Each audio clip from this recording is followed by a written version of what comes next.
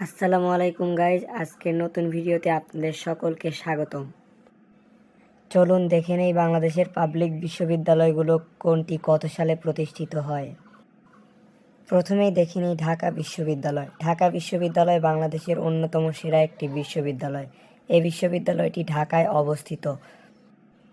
ঢাকা বিশ্ববিদ্যালয় 1921 সালে প্রতিষ্ঠিত হয়। প্রতিষ্ঠিত হওয়ার পর থেকেই অত্যন্ত সুনামের সাথে ঢাকা বিশ্ববিদ্যালয় শিক্ষা প্রদান করে আসছে। এবারে রাজশাহী বিশ্ববিদ্যালয়। রাজশাহী বিশ্ববিদ্যালয় রাজশাহী বিভাগের অন্যতম সেরা একটি শিক্ষা প্রতিষ্ঠান। রাজশাহী বিশ্ববিদ্যালয় প্রতিষ্ঠিত হয়েছে 1953 সালে। রাজশাহী বিশ্ববিদ্যালয় বাংলাদেশের দ্বিতীয় প্রাচীন বিশ্ববিদ্যালয়। এবারে বুয়েট। বুয়েট কারিগরি শিক্ষায় বাংলাদেশের সর্বোচ্চ শিক্ষা প্রতিষ্ঠান। এই প্রতিষ্ঠানটি 1876 সালে প্রতিষ্ঠিত হয়। এবারে জাহাঙ্গীরনগর বিশ্ববিদ্যালয়। জাহাঙ্গীরনগর বিশ্ববিদ্যালয় ঢাকায় অবস্থিত।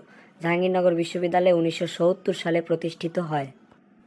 আমাদের তালিকার সর্বশেষ বিশ্ববিদ্যালয় হচ্ছে জাতীয় বিশ্ববিদ্যালয়, যেটি বাংলাদেশের গাজীপুরে অবস্থিত।